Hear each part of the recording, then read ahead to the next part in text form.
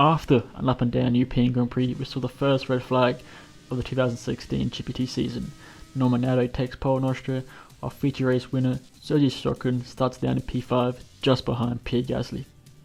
Antonio Giovinazzi struggled in qualifying and only managed to put himself P10, as did Nobuharu Matsushita. Had engine problems, he found himself in P15. Let's go to the track for the 2016 GP2 Austrian Grand Prix.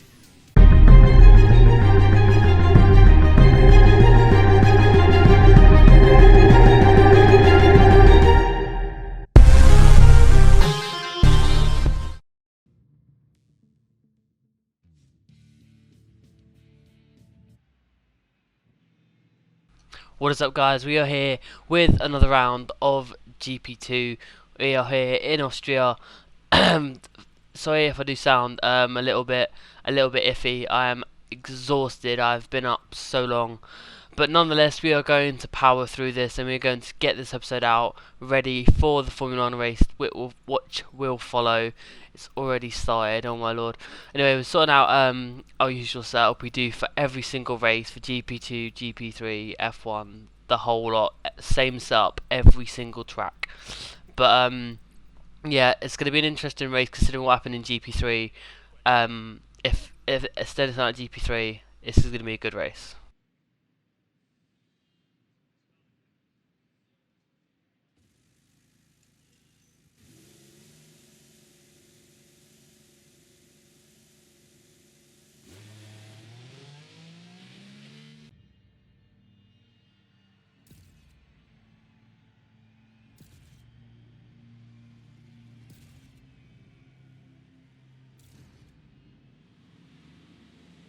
Sitting on the grid in P4, Alex Lynn has still got his name misspelled. That will definitely be fixed for the next video, but forget that. We have now got 5 lights and we are underway.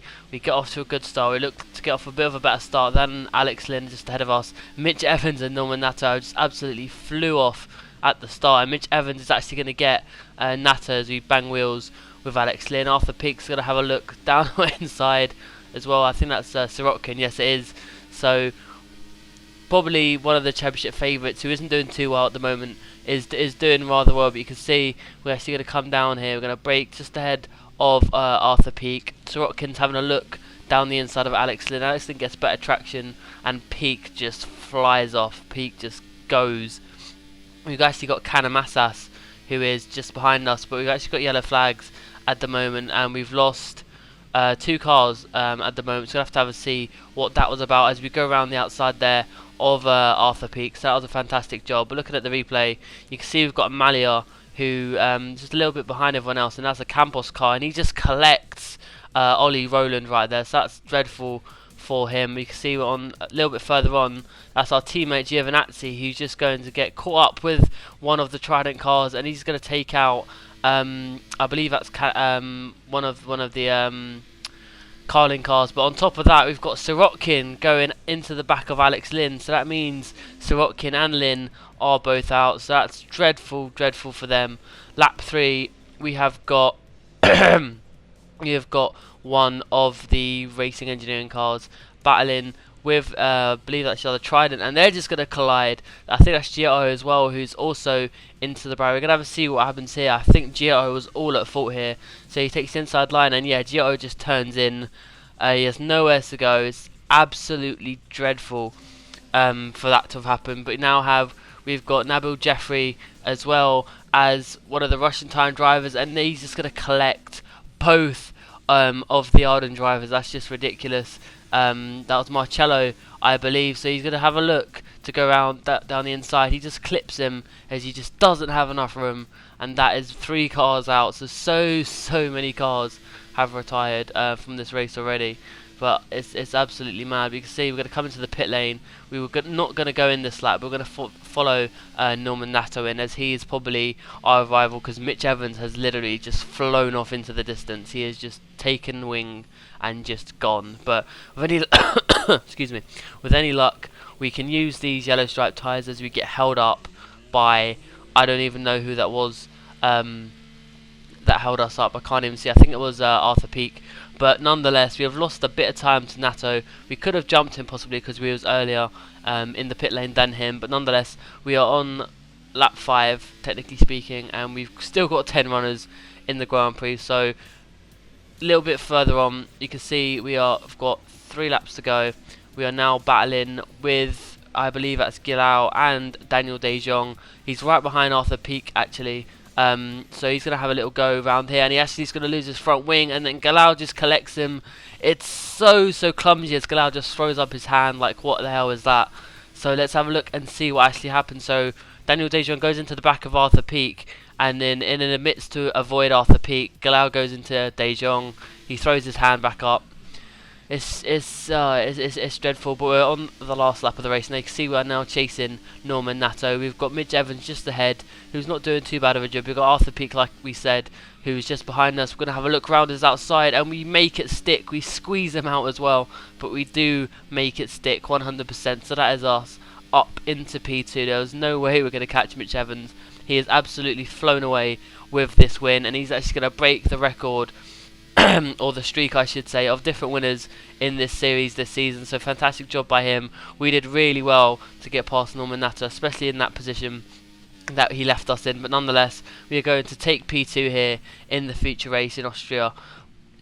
If we can do half a good as job as we did in this race, then we should do an absolute fantastic job in the sprint race.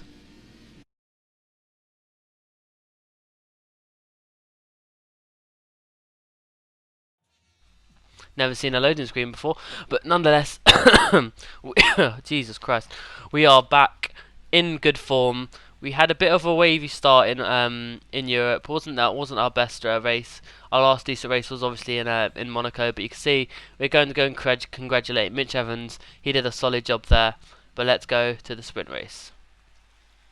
Mitch Evans wins the Austrian feature race, and 2 puts an end to the streak of 7 different winners in this season. Pierre Gasly finished second, followed by poleman Norman Nato. Many cars failed to reach the finish line. The main talking point is Sergei Sirkin and Alex Lynn, who both retired. Time for the sprint race here at Austria.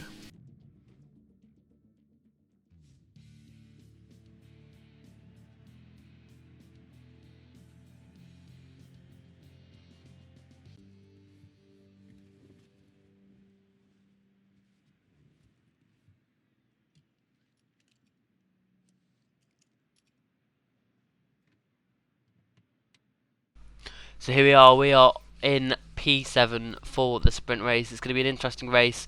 Nonetheless, we're going to do what we can to get as many points as we can. If we can even possibly get a win in the sprint race from 7th place, that would be absolutely phenomenal. I mean, I think we got 3rd in Monaco from 8th, but let's see what we can do.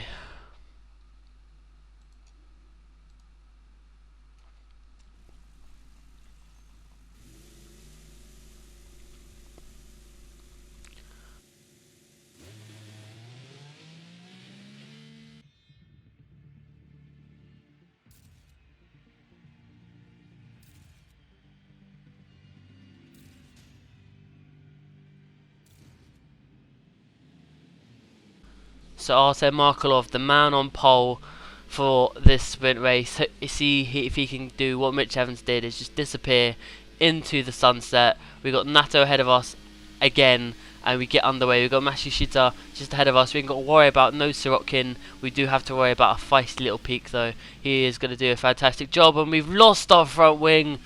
Oh, for crying out loud, that's the worst thing. That's the last thing we needed, to be frank. We can see they're practically going 3 wide ahead of us.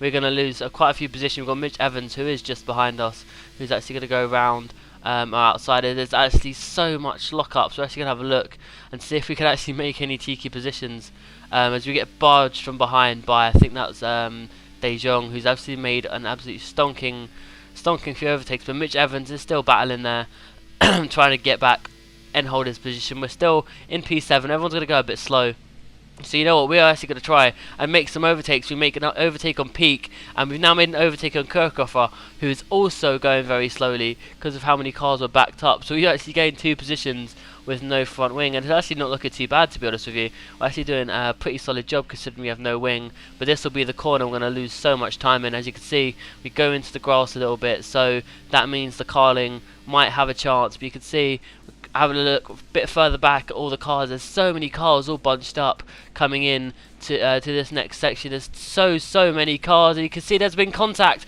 That's one of the Rapax cars, so that's around about 5 or 6 cars have 7 cars even have retired. You can see on the dashboard we now have another red flag in GP2, so that's absolute madness. In 2 races in a row we have a red flag. But we're going to have a look also what happened at the beginning of the lap. You can see that's Malia, and I want to say that's Canamasas. That's also gone into the thing. So you can see we're now on the grid for the red flag, but the problem is it says P7. Why does it say P7? It said P5 2 seconds ago. Apparently Ericsson's ahead of us, but we're just passing Latifi and Norman Nato. Why are we in P7 when it says lap 1? Is this some kind of joke? So this happened, for crying out loud, Giovinazzi. He's probably the worst teammate. But why? I am at a loss as to why that's happened. So more people are battling to get into the pits. That's going to be Kirchhofer, and he just puts the other Arden. That's irrelevant. It's lap 4. We're in P5 now, and that's it. So somehow we got lapped because we didn't cross the start finish line. I'm so confused. So the driver's standings is as follows. We are ahead by 9 points, ahead of Norman Nato, who obviously he had an alright race. I think technically better than us, but nonetheless Matthew Shitter still hanging in there, a good 30 points behind. Same with Mitch Evans. Sergei Sorokin is further more points down there, so he's got a lot of catching up to do if he wants to try and get that drive for Renault in the following season. You've got the 2 Dams cars, then the 2 Rapax cars, so they're probably battling in the constructors. Gio, Daniel Zhong and Artem Markelov rounding out the top 12. The constructors, on the other hand, it's looking a bit better for ART. They're just about ahead of us at the moment, only on 112. Racing Engineering, which is obviously more or less Nato, doing a solid job for them. He's getting them quite close to us. So I think we'll be battling ART for the constructors, if anything. Dam's slowly catching up to the rest of us, so they're looking pretty good. They've probably got the best average for the team. But Rapax, again, like I said, they're right there with us. Campos 67, Trident ahead of Russian and MP. Carlin, who have been in for 2 races now, already ahead of Arden. But anyway guys, that's going to be the video. Hope you've enjoyed it. The following race will be the F1 in 3 more days time. But yeah, that's been that guys. I'll see you in the next video. Bye bye.